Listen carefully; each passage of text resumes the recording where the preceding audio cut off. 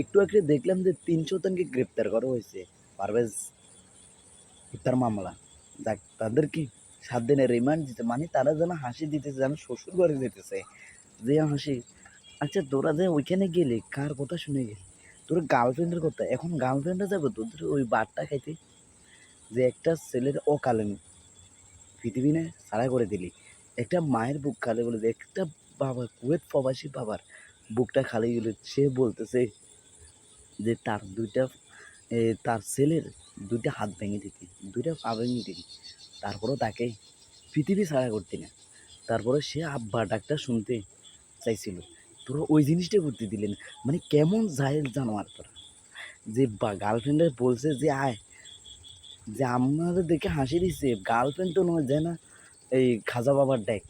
এরপরে খাজা বাবার ডেকে মনে করলো যে ফোন দিচ্ছে, খাজা আয়, তোরা আয়, আমাদেরকে হাসি দিচ্ছে, আমাদেরকে আমাদের কাছে ক্ষমা চাইছে, কিন্তু এই ক্ষমা নয়, এই ক্ষমা তাদেরকে তাদের পৃথিবী ছাড়া করতে হবে। এই গার্লফ্রেন্ড গার্লফ্রেন্ডের শ্বশুর, আগে গার্লফ্রেন্ডকে আপনার আওতা হলো, তাদেরকে যাবজ্জীবন কারাদণ্ড, যদি শাস্তিটা পাওয়ার দরকার তাদেরকে ফাঁসি দেওয়ার দরকার, না হলে এইভাবে পার পাইতে থাকবে। এই গার্লফ্রেন্ডগুলো দেখে আরও গার্লফ্রেন্ডগুলো যেন হুঁশিয়ার হয়ে যায় সামনের দিকে, এগুলো যেন না হয়। যে একটা ছেলে অকালে মৃত্যু করেছে, যে সামান্য হাসিটার কারণে ছেলেটার জীবনটা বরবাদ করলে, শেষ পর্যায়ে সে ক্ষমা চাইছে। তোরা কেমন বীর পাঠান, ছেলেটা ক্ষমা চাওয়ার পরও তোরা ক্ষমা করলি না।